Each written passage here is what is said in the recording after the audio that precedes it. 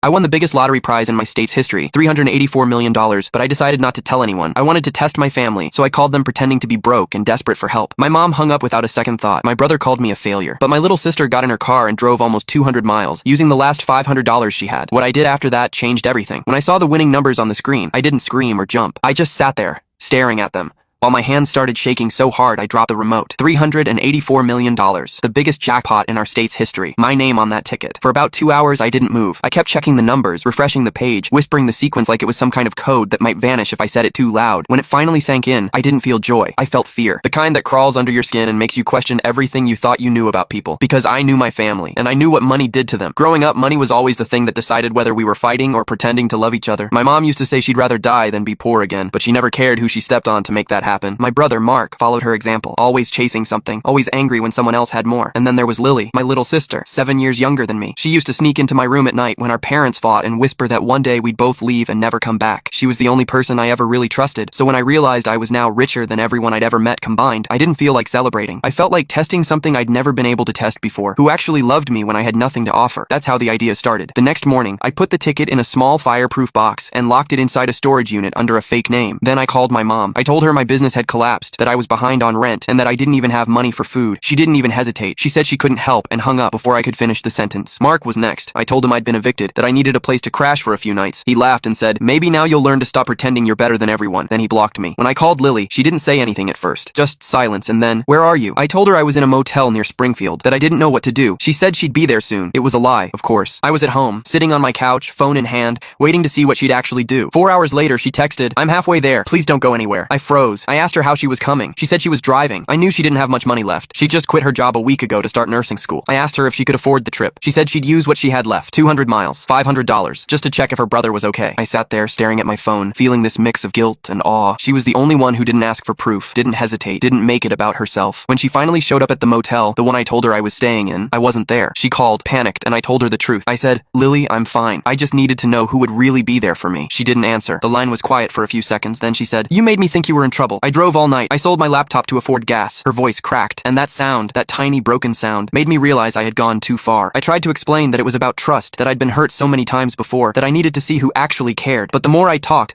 the more I knew it didn't matter. I'd betrayed the only person who didn't deserve it. She said, "You wanted to know who cared? Now you know." Then she hung up. That night, I sat in my car outside her apartment. Her lights were off. I didn't go in. I just stayed there until sunrise, holding the lottery ticket in my hand and realizing that for the first time in my life, I couldn't buy my way out of what I'd done. And what I decided to do next changed everything. The next morning, I drove to Lily's apartment before she could leave for class. I expected her to slam the door in my face, and honestly, I would have deserved it. But she opened it, stood there with swollen eyes and messy hair, and didn't say a